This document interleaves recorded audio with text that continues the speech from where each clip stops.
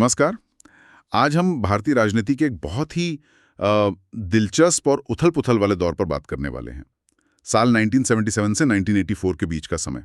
हमारे पास जो जानकारी है, जो सोर्सेज हैं, वो खास तौर पर कांग्रेस पार्टी पर फोकस करते हैं। और जाहिर है उस दौर की सबसे बड़ी नेता इंदिरा गांधी के राजनीतिक सफर पर, उनकी हार, फिर वो वापसी और दुखद अंत तक। लेकिन ये सिर्फ एक नेता या पार्टी की कहानी नहीं है। सही कहा, ये दौर असल में भारतीय लोकतंत्र के मिजाज को दिखाता है। जनता का मूड कैसे बदलता है, लीडरशिप की क्या अहमियत है, ये सब बातें सामने आती हैं। हाँ, और हम यही समझने की कोशिश करेंगे वो कौन सी घटनाएं थी जिन्होंने इस दौर को बनाया। जैसे इमरजेंसी के बाद वो जो नागरिक अधिकारों पर रोक लगी थी, उसके बाद जनता का वो फैसला। बिल्कुल। फिर वो विपक्ष की एकता जो बनी भी और खैर बिखर भी गई। हाँ, वो भी एक अहम पड़ाव था। और फिर इंदिरा गांधी की वापसी और उसका अंत एक ऐसी ट्रेजेडी में हुआ जिसने सबको हिला दिया था। तो आज का हमारा मकसद यही है, इन सोर्सेस के जरिए 1977 के उस ऐतिहासिक चुनाव से लेकर जनता पार्टी का वो प्रयोग, इंदिरा गांधी की वापसी, ऑपरेशन ब्लू स्टार और फिर उनकी हत्या तक की घटनाओं को देखना। उनके पीछे क्या चल रहा था, उसे समझने की कोशिश करना। तो चलिए शुरू करते हैं ये पड़ताल। शुरुआत 1977 से करते हैं। जो जानकारी हमारे सामने है वो इस साल को भारतीय राजनीति में एक टर्निंग पॉइंट की तरह देखती है। आजादी के बाद पहली बार कांग्रेस केंद्र में हारी। इसे जनता का फैसला कहा गया, खासकर इमरजेंसी के बैकग्राउंड में। हाँ, ये सिर्फ एक चुनाव हारना नहीं था। जैसा कि सोर्सेज इशारा करते हैं, ये काफी हद तक इमरजेंसी के दौरान जो एक डर का माहौल था, सेंसरशिप थी, लोगों के अधिकार छीने गए थे, उसके खिलाफ एक रिएक्शन था, एक सामूहिक प्रतिक्रिया कह सकते हैं। अच्छा। कई अलग अलग पार्टियां जिनकी विचारधाराएं भी अलग थीं, वो लोकतंत्र बचाओ के क्या कहते हैं एक नारे के नीचे इकट्ठा हुई और जनता पार्टी बनाकर चुनाव लड़ी। और वो लहर इतनी जबरदस्त थी कि वो सत्ता में आ गए। ये दिखाता है कि जनता जब मूड बना ले तो फिर बड़े बड़े किले ढह जाते हैं। ये वाकई एक बहुत बड़ा चेंज था। लेकिन ये जो नई सरकार बनी, ये ज्यादा चली नहीं है ना। सोर्सेस कहते हैं कि जनता पार्टी का गठबंधन वो टिकाऊ नहीं था। क्यों? क्या सिर्फ विचारधारा अलग थी? देखिए, वजहें तो कई थीं। सोर्सेज के हिसाब से सबसे बड़ी बात तो यही थी कि ये गठबंधन बना ही इंदिरा गांधी और कांग्रेस के विरोध में था। कोई एक कॉमन पॉजिटिव एजेंडा या कोई दूर की सोच वो मिसिंग थी, साफ दिख रहा था। अच्छा। फिर जो अलग अलग पार्टियां थीं, उनके नेताओं की अपनी एम्बिशंस थीं, अपनी प्राथमिकताएं थीं। आप देखिए, मोरारजी देसाई, चौधरी चरण सिंह, जगजीवन राम, सब बड़े नेता थे। हाँ, कद्दावर नेता थे सब। वो चलती रही। नतीजा ये हुआ कि गवर्नेंस पर फोकस कम हो गया, आपसी लड़ाई पर ज्यादा, और इससे सरकार की इमेज और काम दोनों पर ही असर पड़ा। तो जो एकता विरोध के टाइम दिखी थी वो पावर में आते ही बिखरने लगी। बिल्कुल। और इसका असर सीधा देश पर पड़ा होगा फिर। जाहिर सी बात है। इस अंदरूनी कलह का नतीजा क्या हुआ? पॉलिटिकल इंस्टेबिलिटी, अस्थिरता। सरकारें बदलीं लेकिन स्थिरता नहीं आई। इस दौर में, जैसा सोर्सेज में जिक्र है, देश में एक अनिश्चितता का माहौल था, दिशाहीनता थी। लोगों ने जिस उम्मीद से बदलाव किया था कि स्थिरता आएगी, मजबूती आएगी, वो मिली नहीं। तो धीरे धीरे ये फीलिंग आने लगी कि शायद एक मजबूत सेंट्रलाइज लीडरशिप ही चाहिए देश को संभालने के लिए। अच्छा। और यहीं से एक तरह से इंदिरा गांधी की वापसी की जमीन तैयार होने लगी। और फिर सिर्फ 3 साल में 1980 में इंदिरा गांधी वापस सत्ता में। ये तो जैसा कुछ सोर्सेस कहते हैं किसी फीनिक्स की तरह राख से उठने जैसा था। ऐसा क्या हुआ कि जनता ने इतनी जल्दी मन बदल लिया? हाँ, ये वापसी वाकई असाधारण थी। सोर्सेज इसे कई एंगल से देखते हैं।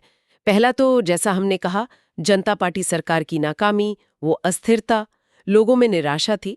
उन्हें लगा कि शायद ये प्रयोग सफल नहीं रहा। ठीक है। दूसरा, इंदिरा गांधी ने इस दौरान खुद को बहुत मजबूती से प्रेजेंट किया। हार मानी लेकिन हिम्मत नहीं हारी।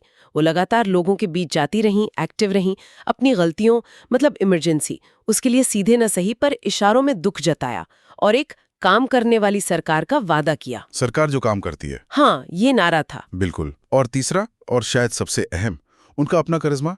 सोर्सेज इस बात पर जोर देते हैं कि भारतीय राजनीति में पर्सनालिटी का असर बहुत ज्यादा होता है। हाँ, ये तो है। इंदिरा गांधी एक जानी पहचानी, अनुभवी और एक निर्णायक नेता के तौर पर देखी गई।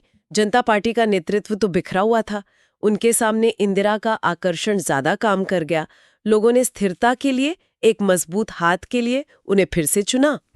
ये उनकी पॉलिटिकल स्ट्रैटेजी और जनता का मूड समझने की उनकी काबिलियत भी दिखाता है। तो 1980 में कांग्रेस और इंदिरा गांधी वापस आ गए, शायद पहले से भी ज्यादा पावर के साथ। लेकिन क्या ये दशक शांति लाया? सोर्सेस तो कुछ और इशारा कर रहे हैं, खासकर पंजाब की तरफ। हाँ, 80 का दशक सत्ता वापसी तो लाया, पर शांति नहीं लाया। बल्कि ये दशक और भी ज्यादा मुश्किल और कह सकते हैं विस्फोटक चुनौतियों वाला साबित हुआ।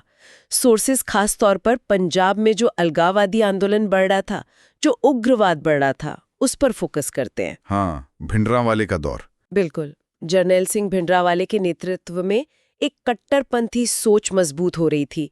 पहले ज्यादा स्वायत्ता की मांग, फिर खालिस्तान की मांग। सिचुएशन लगातार बिगड़ रही थी, हिंसा बढ़ रही थी और देश की एकता, अखंडता पर सवाल खड़े हो रहे थे। और इसी बिगड़ती हुई सिचुएशन के बैकग्राउंड में वो फैसला लिया गया जो बहुत विवादास्पद रहा, ऑपरेशन ब्लू स्टार। जून 1984 में स्वर्ण मंदिर कॉम्प्लेक्स में मिलिट्री एक्शन। सोर्सेज इसे कैसे देखते हैं? देखिए, सोर्सेज इसे इंदिरा गांधी के कार्यकाल का एक बहुत मुश्किल, जरूरी, लेकिन साथ ही सबसे ज्यादा विवादित और दुखद फैसलों में से एक मानते हैं। एक तरफ सरकार का तर्क था, उनका कहना था कि स्वर्ण मंदिर कॉम्प्लेक्स में हथियारबंद उग्रवादियों ने पनाह ले रखी है, भारी हथियार जमा कर लिए हैं और वहीं से देश विरोधी गतिविधियां चला रहे हैं। तो उन्हें निकालना देश की सुरक्षा और एकता के लिए जरूरी हो गया था। ये सरकार का पक्ष था। लेकिन दूसरी तरफ? हाँ, दूसरी तरफ जिस तरह से ये एक्शन हुआ, एक पवित्र जगह पर सेना का जाना और उसमें जो जाने गई, जो नुकसान हुआ, खासकर बेगुनाह लोग मारे गए और अकाल तख्त को जो क्षति पहुंची, उसने सिख समुदाय की भावनाओं को बहुत गहरी ठेस पहुंचाई। हाँ, ये तो बहुत सेंसिटिव मामला था। बिल्कुल। सोर्सेज बताते हैं कि इस ऑपरेशन ने शायद पंजाब समस्या को सुलझाने के बजाय और उलझा दिया। इसने सिख समुदाय के एक बड़े हिस्से को सरकार से और ज्यादा दूर कर दिया, बहुत गहरे जख्म दिए। ये एक ऐसा फैसला था जिसके फौरी और दूर तक जाने वाले दोनों तरह के गंभीर नतीजे हुए और इसने देश के सोशल फैब्रिक पर भी असर डाला। और इन नतीजों का सबसे भयानक रूप कुछ ही महीनों बाद दिखा। 31 अक्टूबर 1984, वो दिन जब प्रधानमंत्री इंदिरा गांधी की हत्या कर दी गई। सोर्सेज इस घटना को कैसे रखते हैं सामने? ये भारतीय इतिहास का एक बहुत ही काला दिन था। सोर्सेज इसे सिर्फ एक प्रधानमंत्री की हत्या नहीं मानते, बल्कि एक युग का, एक एरा का दुखद अंत मानते हैं। ऑपरेशन ब्लू स्टार का बदला लेने की भावना से उन्हीं के 2 सिख सुरक्षा गार्ड्स ने उन पर गोलियां चला दें। अपने ही गार्ड्स ने? हाँ, ये घटना बिल्कुल अनपेक्षित थी। इसने पूरे देश को सन्न कर दिया था। शोक भी था, गुस्सा भी था, एक लहर सी दौड़ गई थी पूरे देश में। और सोर्सेज ये भी बताते हैं कि इसके फौरन बाद देश के कई हिस्सों में सिख विरोधी दंगे भड़क उठे। हाँ, वो भयानक दंगे हुए थे, जिनमें हजारों बेगुनाह लोग मारे गए। ये भारत के सेक्युलर ताने बाने पर एक और बहुत गहरा घाव था। इंदिरा गांधी की हत्या ने कांग्रेस पार्टी को एकदम से लीडरलेस कर दिया और देश को एक अनिश्चित भविष्य के सामने खड़ा कर दिया। ये उस पूरे दौर का, जिसमें हार थी, वापसी थी, एक बहुत ही हिंसक और दुखद अंत था। कुछ सोर्सेज इसे एक बलिदान की कहानी के तौर पे भी देखते हैं कि एक नेता ने देश की एकता के लिए जो कदम उठाए, उसकी कीमत उन्हें अपनी जान दे के चुकानी पड़ी। तो अगर हम इस पूरे दौर को देखें, 1977 से 1984 तक, जो जानकारी हमारे पास है, उसके बेस पर मेन टेकअवेज क्या हैं? मतलब क्या खास बातें निकल कर आती हैं? ये 7-8 साल कितने अहम रहे भारतीय राजनीति के लिए? ये दौर कई मायनों में बहुत कुछ सिखाता है, जैसा कि सोर्सेज से पता चलता है।